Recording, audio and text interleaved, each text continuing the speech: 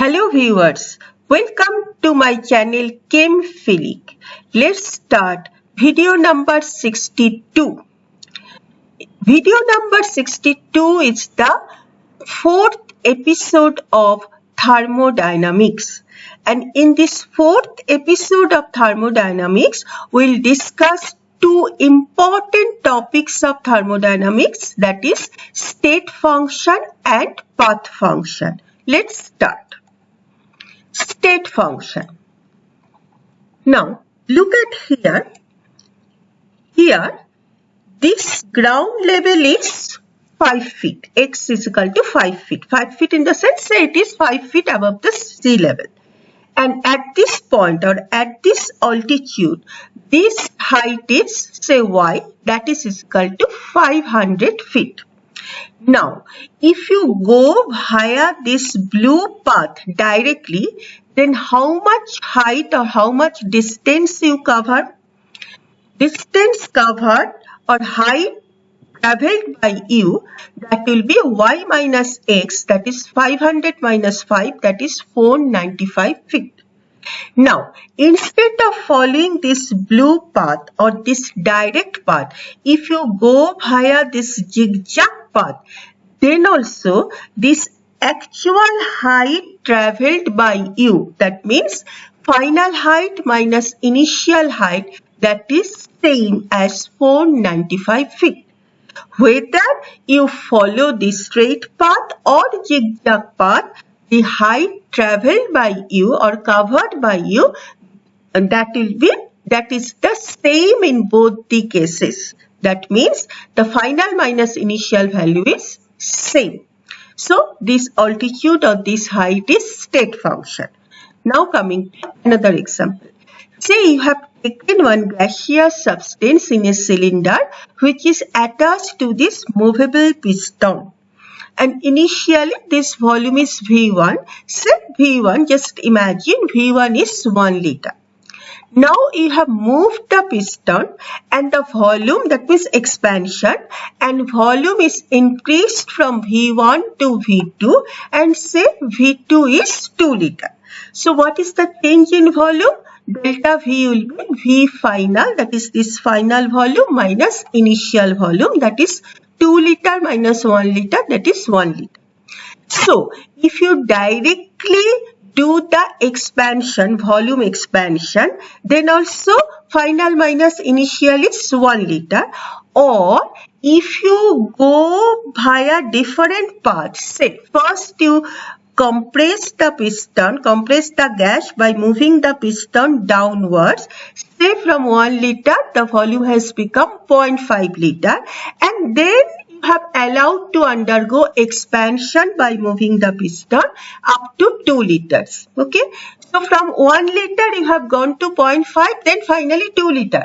But initially it was 1 liter. So what is the difference between final and initial? That is same. 2 minus 1, that is 1 liter.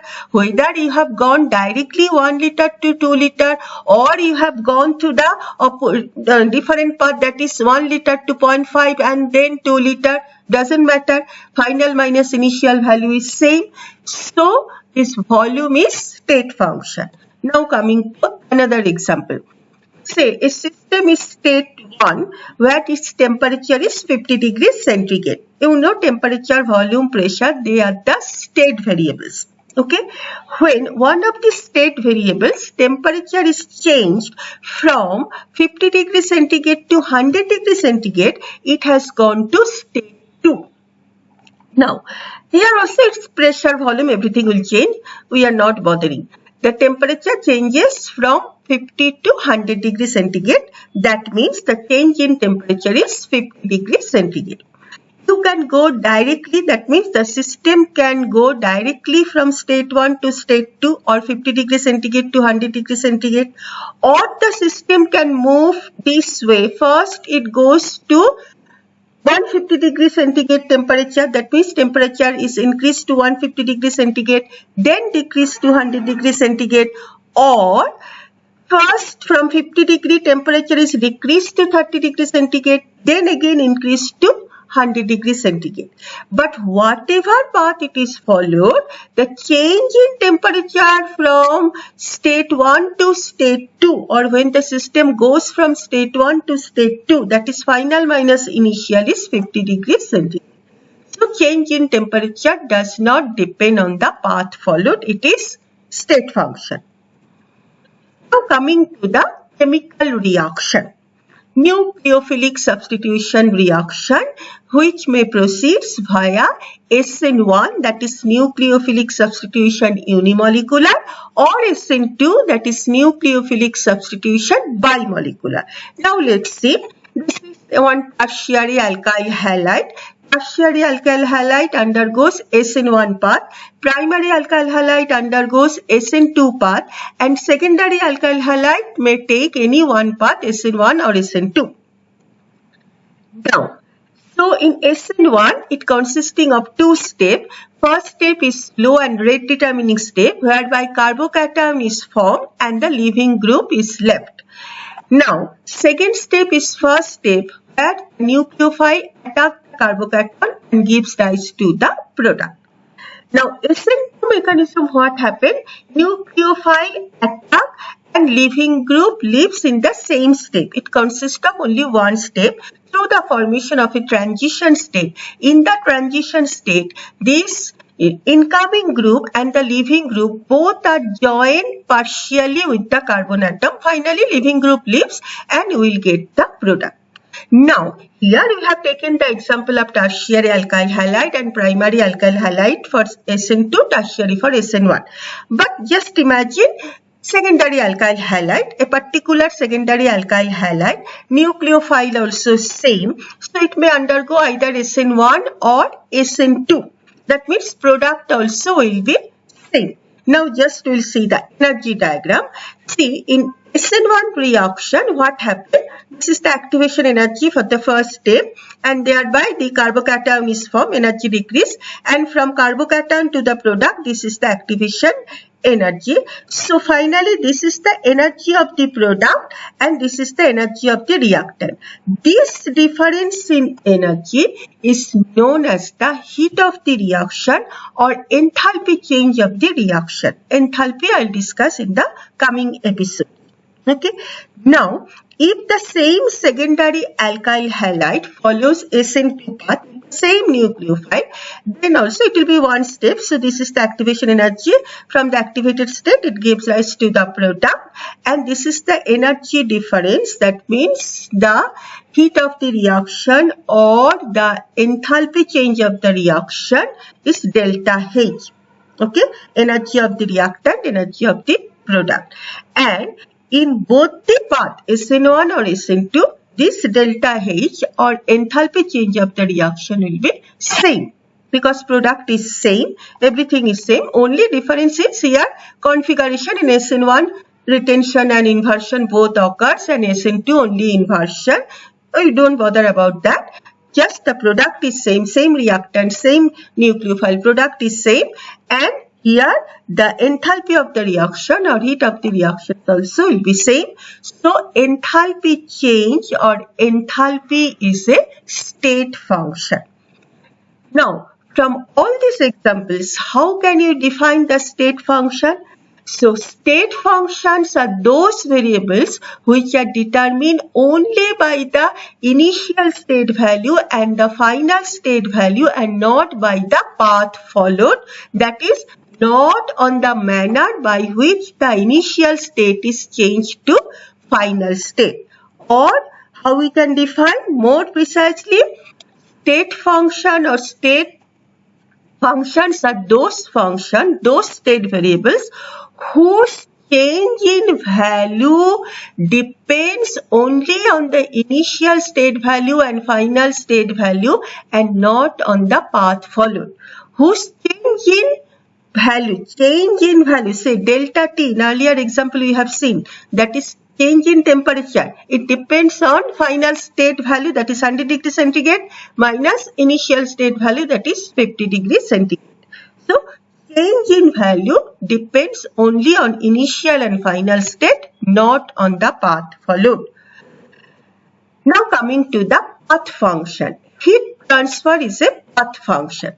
So just read this. I read this statement. A typical case of the path function of heat transfer is how does an ice cube choose how quickly to melt in an equal mass of water in two containers, one in a vacuum under pressure, one in a vacuum and other under pressure. The only difference is one container is under vacuum and the other under pressure. Let's see what is this. Say this ice cube, it is dipped or it is put in this water which is taken in this container. Okay, put in this water taken in this container, and this system is under vacuum.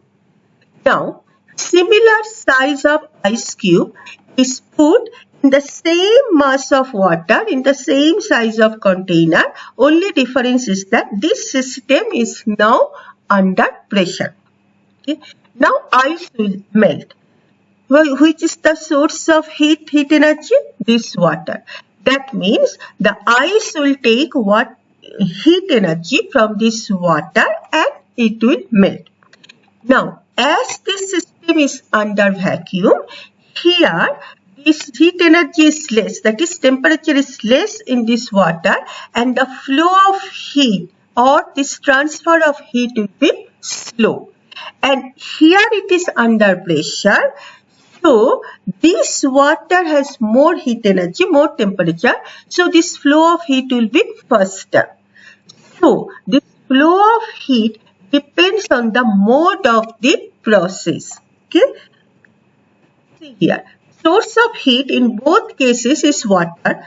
Under vacuum, because of lower saturation temperature, the water will be at lower temperature with smaller sensible heat to supply to the ice to melt compared to the other case where water is under pressure. Here heat flow will be slow and heat flow will be fast. Therefore, rate of heat transfer from water to ice will be slower in vacuum. So, heat transfer depends on the mode of the process and it is path function. Now, next work done is path function. Say, this lady, suppose just imagine she is going from the ground floor to the 10th floor by steps. So, he is working hard. He has to put more work. She will be completely exhausted when she will be reaching in the 10th floor. Now this guy, see, he is also traveling the same distance, going from the ground floor to 10th floor, but via lift. So this guy is relaxing in the lift. He is watching the mobile. So he is putting less effort. That means work done by this person is much less compared to this lady. Okay, because this mode of work or path of work is different. Here by steps, here by elevator. Now take another example. Say, you are trying to push one heavy object in a smooth surface where friction is less, and here same size heavy object you are trying to push in a rough surface where the friction is more. Here you have to put more effort. That means to push this heavy object to a particular distance in this smooth surface, you have to put less effort. That means you have to put or you have to do less work. But in this case, the same heavy object, if you want to push to the same distance in this rough surface, you have to put more effort or you have to do more work. That means this work done depends on this path. It is smooth path, it is rough path. Now, take another example. Say, this is pressure volume curve of a gaseous substance, say a gas. It is going from this state 1 to state 2. How it can go? So this is one situation. In the first case, look at here.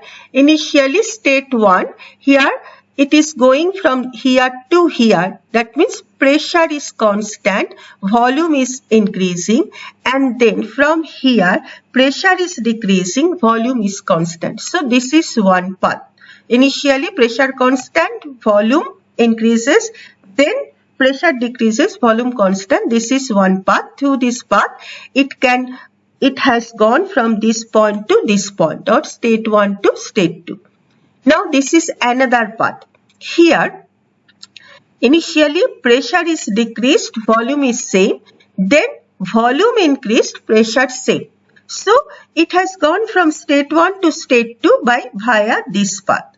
And now this is isothermal process. That means at constant temperature, this gaseous system is moving from state 1 to state 2. Now in all the cases, the work done will be given by the area under this pressure volume curve. Now look at here, in all three cases, area under this pressure volume curve is different. So work done is different.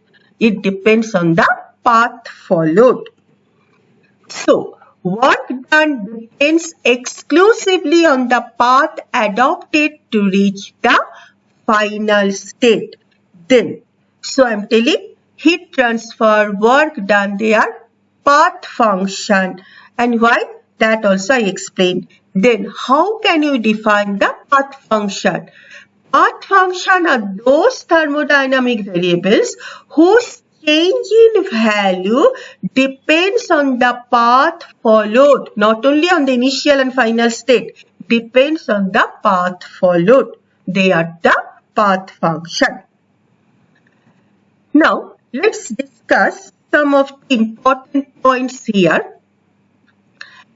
So, we have seen what are state function, what is the definition of the state function, and what is the definition of path function.